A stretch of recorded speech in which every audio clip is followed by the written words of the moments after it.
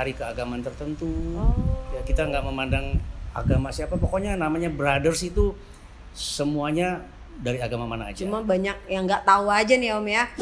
Dan satu hal lagi, dari 2004 itu saya bangun sebuah tradisi. Kami ajak teman-teman yang pingin riding di Amerika. Oh iya. Itu saya sampai keluar ya. saya buat kantor itu. Ingat. Itu kami membantu mendorong para dokter-dokter spesialis ataupun dokter umum yang cinta Harley, mereka bersatu. Kemudian ada pilotos misalkan. Oh iya, aku kan? juga tahu. Para Berarti udah lama itu ya? Sudah Om, lama, ya? sudah lama. Iya.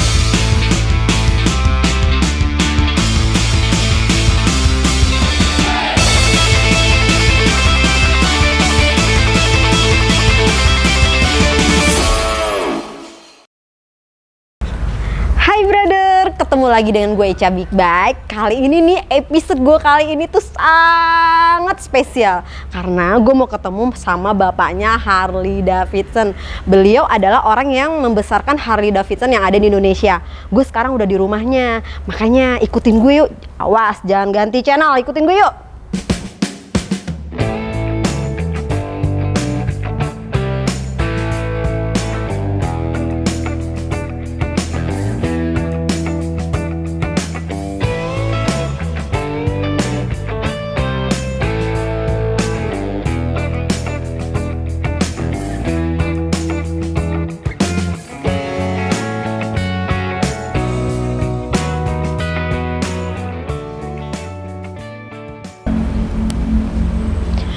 Brother, mungkin bagi brother ada yang tidak tahu dan tahu tentang beliau ini. Nah, beliau ini adalah pendiri Mabua Harley Davidson.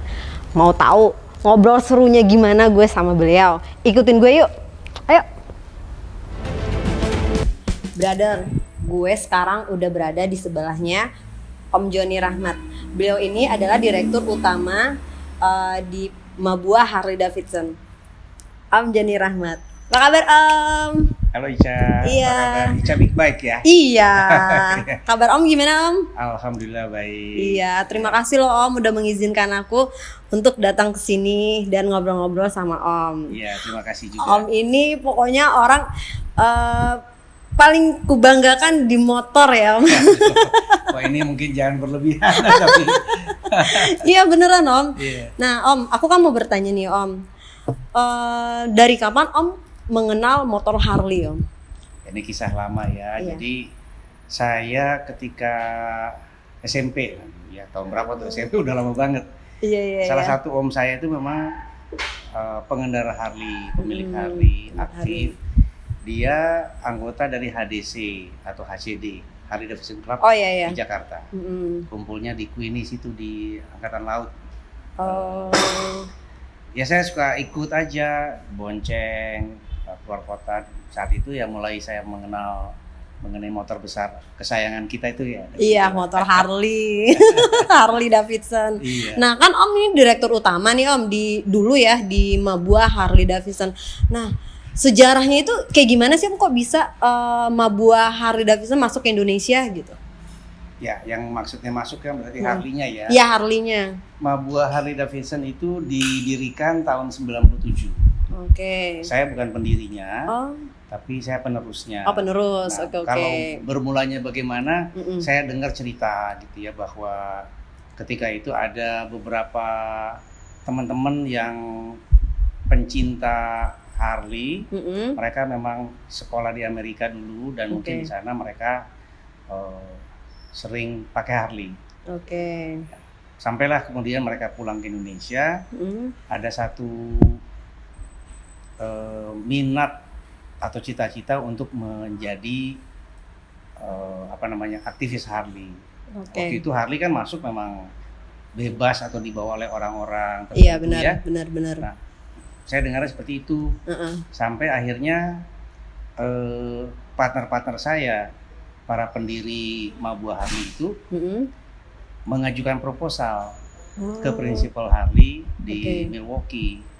Dan nggak gampang karena memang banyak yang berminat untuk menjadi authorized distributor Harley di Indonesia. Jadi harus pakai kata belece. Jadi di sini atau di mana aja kata belece itu perlu. Artinya hubungan baik lah. Oke. Supaya dikenal siapa pengusaha ini yang ingin menjadi distributor Harley atau perwakilan Harley di Indonesia. Di Indonesia ya. Jadi, ada satu pengusaha besar di Amerika yang memperkenalkan. Proposal itu kemudian diterima, mulailah Mabuah Harley Davidson berkegiatan. Itu tahun 97-98. 97-98 ya. Saya sendiri pada waktu itu belum menjadi masuk dalam Mabuah Harley Davidson. Saya masih berkegiatan di tempat lain, tapi saya salah satu pembeli atau customer dari Mabuah Harley Davidson. Yang pertama nih? Bukan yang pertama, motor saya pertama. Motor pertama. Ya, Road King tahun 98. Oh iya. Road King spesial. Spesial ya? Iya. Edisi khusus itu, edisi anniversary-nya Harley. Limited yang ya? Iya, limited. Nah, pada tahun, mungkin saya teruskan ya supaya jadi nyambung. Iya. Di dalam kelompok kami itu memang cuma saya yang di luar Mabuah Harley Davidson yang beraktivitas atau berhobi tentang Harley. Saya ke tempat pekerjaan kemana-mana selalu pakai Road King saya itu. Saya ikut touring dengan Hawk ketika itu ya, Harley Owners Group. Jadi ketika almarhum Mas Bambang Pramono meninggal pada Oktober tahun 2002, maka kami saya ada di situ di rumah beliau ketika tasya gitu. Di depan jenazahnya beliau nih saya diminta untuk meneruskan. Oh, jadi Om bergabung di Mabuah 2002. Oh, 2002. Bukan dari awal berarti ya? Bukan. Oke. Nah, tapi mungkin yang saya bisa ceritakan ketika sebelum saya masuk di Mabuah Harley, kami berada di sebuah lokasi di Fatmawati ya. Iya, benar. Kami menyewa ruko 3 pintu lah ceritanya. Itu awalnya Mabuah Harley Davidson di situ. Iya. Ya alhamdulillah ketika tahun 2002 saya masuk diberikan kepercayaan untuk memimpin Mabuah Harley. Pelan-pelan kita kembangkan. Kembangkan sampai kemudian tahun 2016 itu kami memiliki 10 outlet. Iya, di seluruh Indonesia ya. Iya benar. Karena satu-satunya dealer resmi, sole distributor ya. Importir dan kemudian distributor Harley di Indonesia. Oke. Itu ceritanya, Ca. Gitu ya. Keren loh, Om. Keren banget.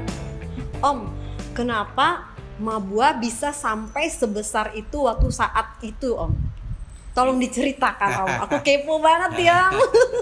Ini jadi nostalgia nih. Iya, betul. Mengenai Mabuah Harley ya. Nggak apa-apa ya, sekarang tahun 2022. Iya. Kalau saya cerita mengenai Mabuah Harley Davidson itu boleh ya? Iya. Dia jadi contoh juga nih sama dealer-dealer yang enggak juga ya.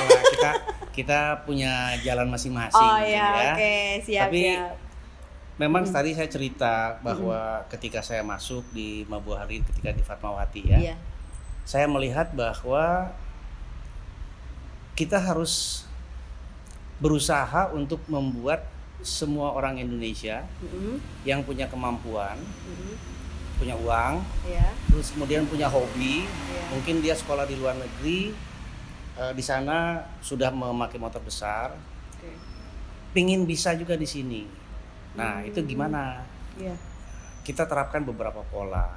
Jadi saya cerita nih dari 2002 sampai ke 2016 deh. Saya punya satu divisi marketing. Yang kemudian kita pakai untuk mempersatukan dan mengembangkan populasi dari Harley itu. Pertama-tamanya saya ingat kita pernah suka pameran di Kelapa Gading gitu ya. Di mana-mana lah untuk memperkenalkan Harley. Sampai ada yang tanya, ini beli Harley ini ada suratnya enggak? Kemudian pertanyaan berikutnya ada lagi, kalau beli suratnya dari klub ya gitu kan? Iya benar-benar pasti gitu. Saya harus edukasi ketika itu. Enggak, kita ini dealer resmi, kita authorized dealer, kemudian surat-surat nanti kami yang urus dan ini sah resmi, bisa dipakai. Nah, marketing ini berjalan terus sampai kepada beberapa pola lain saya terapkan. Kita bangun komunitas-komunitas. Iya, awal itu komunitasnya apa tuh Om? Macam-macam. Jadi saya tahu bahwa banyak orang yang sebenarnya pingin punya Harley. Iya, benar. Tapi mereka mungkin belum tahu. Ini merupakan satu tantangan buat saya. Iya, benar. Nah, kita buatlah ada Mad Dogs misalkan. Oh iya, aku tahu. Ingat ya? Iya, Nah, ingat. itu kami membantu mendorong para dokter-dokter spesialis ataupun dokter umum yang cinta Harley, mereka bersatu. Kemudian ada Pilotos misalkan. Oh iya, aku kan? juga tahu. Para Berarti udah lama itu ya? Sudah lama, sudah lama. Iya, Banyak lagi Pilotos. komunitas lain berdasarkan profesi yang kita dirikan. Iya. Termasuk di Kelapa Gading misalnya gitu, ada FGC Iya, misalnya FGC. ya. Iya, udah lama juga. Macam-macam lah. Iya, benar. Mereka kita tumbuh kembangkan, kita support. Kemudian saya adakan juga banyak acara-acara safety riding. Oh iya. Karena mengendari motor besar ini kan perlu satu skill yang berbeda dengan mengendari motor kecil ya. Kecil, iya benar. Kita adakan, kenapa? Kita pingin agar mereka yang menaiki motor itu jangan sampai celaka. Iya. Ya kan? Karena berat ya Om ya. Karena berat, karena lalu lintas di sini sangat Padat ya, iya benar. Ya kan? Kemudian harus beretika juga Iya, bawa benar, motor, jangan garang-garang misalkan betul. gitu ya. Nah itu adalah bagian daripada tugas kita. Iya, betul. Kemudian kami juga bekerja sama dengan pihak-pihak berwenang untuk bisa mensosialisasikan. Betul.